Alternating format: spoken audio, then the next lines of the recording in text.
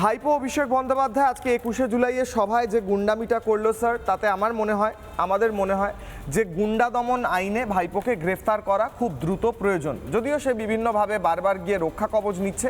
আমি আপনার বক্তব্যটা শুনতে চাইছি স্যার। বঙ্কিম ঘোষ, 30 সেকেন্ডস। দেখুন, তৃণমূল কংগ্রেস এখন তো ডুবন্ত জাহাজ। যখন কোনো কিছু ডুবে যায় তখন সে খড়কুটো ধরে বাঁচার চেষ্টা করে। এখন হুমকি আর হুঙ্কার দিয়ে নিজেদেরকে ভাসিয়ে তোলার চেষ্টা করছে। এতে কোনো লাভ হবে না, কারণ তৃণমূল কংগ্রেসের অস্তিত্ব শেষ। আজকে শহীদ দিবসে যেটুকু জমায়েত করেছে, এটা বামফ্রন্ট প্রথম দিকে এরকম করতো, কিন্তু যত দিন গেছে তত বামফ্রন্ট শূন্যতে চলে গেছে, আর এরা শূন্য নয় মহাশূন্যে চলে যাবে। ফলে এইসব আস্ফালন হুঙ্কার এগুলো বেশি দিন চলে না। নিজেদেরকে বাঁচিয়ে রাখার জন্য চেষ্টা হচ্ছে, অন্য কিছু নয়। নিজেদেরকে বাঁচিয়ে রাখার চেষ্টা বলছেন বঙ্কিমবাবু। আমি বলছি 21শে জুলাইয়ের 4টে সভা হয়েছে আজকে। দিল্লিতে একটা, কলকাতায় 3টে। কংগ্রেস একটা করেছে, ঋতব্রতপন্থী তৃণমূল একটা করেছে, মমতাপন্থী তৃণমূল একটা করেছে।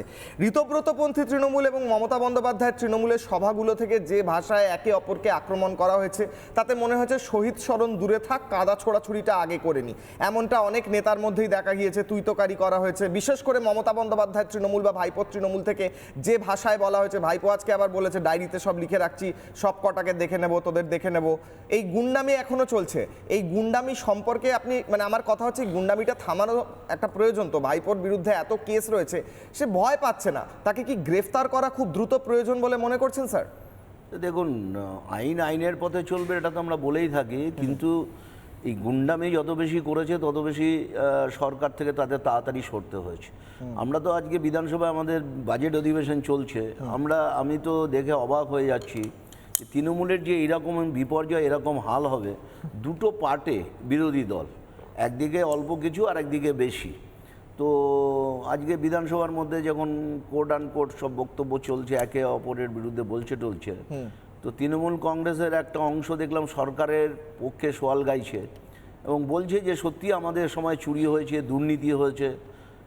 তো আমি ওদেরকে বললাম যে দেখুন, এই কথাগুলো যদি আরও 10 বছর আগে থেকে আমরা বলছিলাম, রাজ্যের সাধারণ মানুষ যখন বলছিল, আপনারা যদি একই সঙ্গে সুর মেলাতেন, তাহলে আজকে আপনাদের বিরোধী বেঞ্চে বসতে হতো না, আপনারা সরকারি বেঞ্চেই বসতেন।